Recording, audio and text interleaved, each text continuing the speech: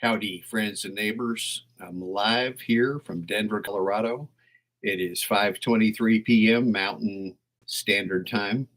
So, hope you're all doing well wherever you are and enjoying this new year, 2024. It's going to be, I think, full of a lot of interesting events, things going on with our economic system today. The dollar, they say the dollar is disappearing. It's going to be converted to digital currency soon.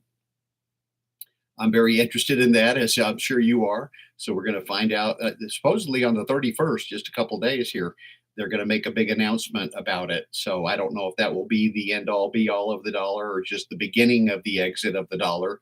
But we know that the American empire is in decline. Many good books out there. You can check that out for yourself if you're interested. But I'm not going to talk about that today. Today I'm going to do a reading from the Daily Stoic, and it's a great book and gives you every day a little reading, a little devotional reading, if you will. And today, wasn't for today, but I'm going to read this one because I really like it. It's called The Power of the Mantra. Erase the false impressions from your mind by constantly saying to yourself, I have it in my soul to keep out any evil desire or any kind of disturbance. Instead, seeing the true nature of things, I will give them only their due. Always remember this power that nature gave you. That's Marcus Aurelius from Meditations. So he goes on in the paragraph. I'll just summarize it here. Anyone who's seen Hindus or Buddhists or people, they probably understand that there's a concept of a mantra going on. In Sanskrit, mantra means sacred utterance. And it's similar to an affirmation, I guess. It's basically a word or a phrase or a thought or a sound that provides clarity and spiritual guidance. So it can be helpful in the meditation process. You can meditate, of course, with mantras. TM is all about that, I think, about using a mantra. So Marcus Aurelius suggested that the Stoic mantra, a reminder or a catchphrase, that whenever we feel false impressions or distractions or the crush of everyday life, just use the mantra. And it basically, the mantra that he offers us is, I have the power within me to keep that out. I can see the truth. He says, keep that out. He's talking about a disturbance or something that's, impending on your day, causing you some emotional disruption or upset. And he says, change the wording as you like. That's up to you, but find the mantra. So here's a couple that I use. I've started using the mantra, my timing is perfect.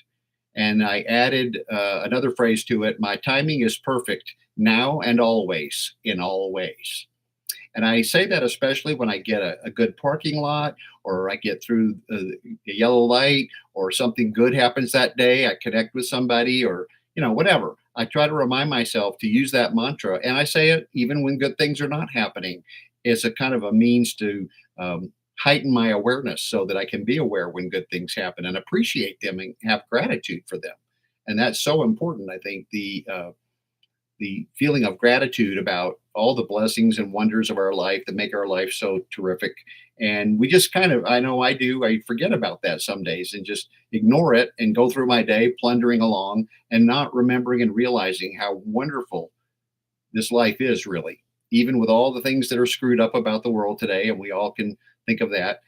Let's put our attention still on how we can make the world better, make our own life better. And I think it starts just as simple as a meditation practice, a practice of doing some exercise every day, some walking, getting some fresh air in nature, which I haven't been doing lately because I had the flu the last month. So I'm just getting over that now. I'm wanting to get back outside. The weather in Denver, Colorado this time of year doesn't really make itself friendly to be outside. It's not very warm. In other words, we have cold weather here right now, but we do get a few decent days even during the winter months. And that's what I look forward to, just bundling up and getting out there and enjoying some air and sunshine. Some other mantras that I have used in my life are, I am a loving, sharing, self-assured man. And that was a mantra I first developed about 44 years ago in the Life Spring training. And I still use it, even though it doesn't apply as much to my life as it did back then. A new one that I've come up with that does apply more is I am humble, intuitive, and compassionate. And I remind myself of those three things because my ego gets so inflated sometimes. So just calm down, Ben, be humble. Humility is a wonderful quality that I admire in other people. And I like to exhibit that more in my own life. Intuitive means just listening to your inner voice. That third eye chakra up there is kind of tuned in, I believe, to the intuition in our minds and our bodies.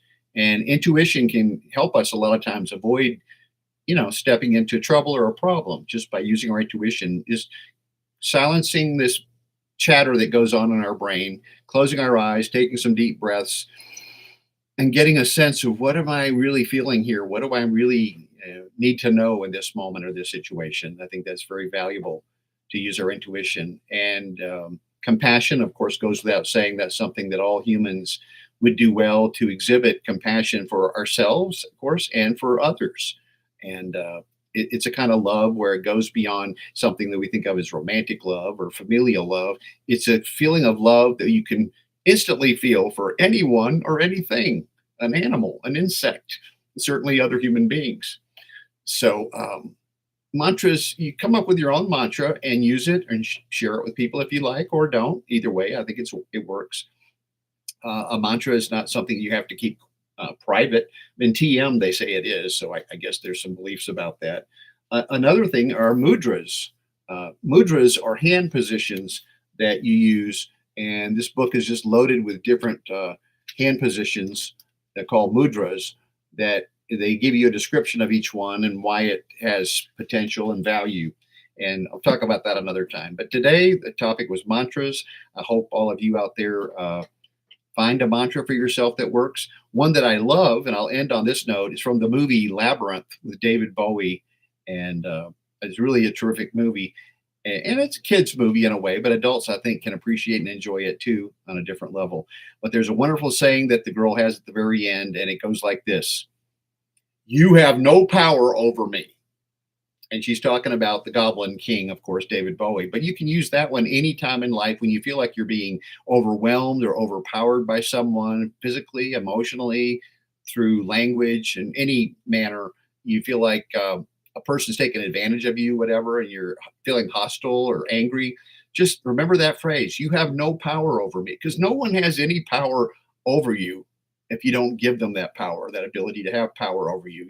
We have to acquiesce and submit ourselves to other people, um, to allow them to have power over us. And if we don't do that and we maintain our inner core and strength and idea of who we are and be grounded in that and use that mantra anytime you feel like it, I think it's a wonderful one. You have no power over me. And it's about seizing and grounding yourself in your own self empowerment, that we're all powerful beings, but we have to own that power, right? We have to own it, we have to accept it and utilize it in some way. And it doesn't mean beating up somebody, overwhelming somebody, or overtaking somebody physically. I'm not talking about that. I'm talking about just using your own power to achieve whatever goals you have in your life, to do whatever things you want to do, good things, hopefully, for people and yourself. And I love that one too. So hopefully you're all doing well out there in cyber world of YouTube land. And I wish you all well. And anybody that listens to this, if you have a comment or something you'd like to add down below, please do. I'll do my best to respond to you when I get the message. And that's it. Happy trails, my friends. So long for now.